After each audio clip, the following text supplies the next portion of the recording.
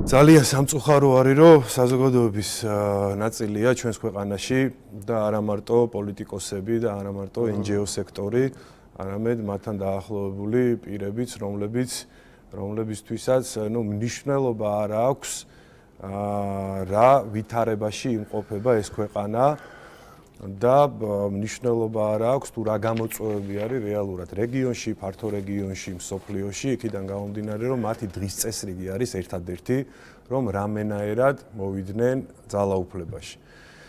და ძალაუფლებაში ხა იმათი დაბრუნება რას ნიშნავს, მე მგონი ყველა საღად მოაზროვნე ქართველი უნდა ხდებოდეს, გაცილებით უარეს რეჟიმს შემოგთავაზებენ, ხა წარმოიდგინეთ 9 წელი იყვნენ ძალაუფლების გარეშე, ხო?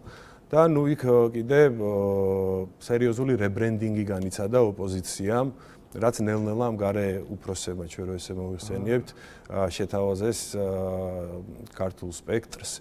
ეს არის ის, რომ თითქოს და ნაციონალური მოძრაობა, რომელიც ვერ გამოასწორეს, ხო ვერ გააკეთილ შობილეს, უყურეს 9 წელი, 10 წელი, 12 წელი, 13 წელი, არაფერმა არ უშველა.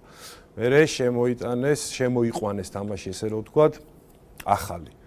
თითქოს ნიკო გვარამია ისინი, რომ აი რაღაცა ახალი ძალა არისო, ხო. მერე ნახეს, რომ ამანაც ვერანაირად ვერ იმუშავა.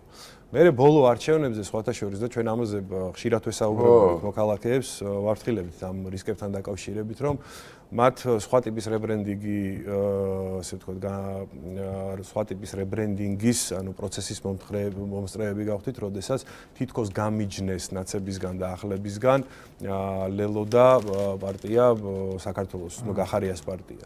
და ამანაც ვერ იმუშავა, იქიდან გამომდინარე, რომ ჩვენმა მოქალაქეებმა ისედაც, რომელსაც ძალიან დიდი გამოცდილება გვაქვს, რომ ქართველებს სამწუხაროდ იქიდან გამომდინარე, რომ უამრავი ტრაგიკული პერიოდი განვიხილეთ, ეხლა საუბრობდი 90-იან წლებზე, მაგრამ ეს გამოცდილება კიდევ უფრო დაგროვდა ამ 4 წლის განმავლობაში და ძალიან კარგად ისწავლეს ქართველებმა ზღაპრის გარჩევა რეალობისგან და თეთრის და შავის გარჩევა. უკვე აღარ არის ჩვენი, ასე ვთქვათ, მოქალაქეების ძალიან დიდი ნაწილი იმაზე დამოკიდებული რაღაცა სტერეოტიპები და კლიშეები რო იყო, რომ აი ვიღაცა დასავლელმა რაღაცა თქვა და შენ არც დაფიქრდე, ისე უნდა დაიჯერო, იმიტომ რომ ის არის დასავლელი. არა, ანუ ჩვენი მოქალაქეების აბსოლუტური უმრავლესობა აბსოლუტურად ყველაფერს აანალიზებს თვითონ და თავისი დასკვნები გამოაქვს.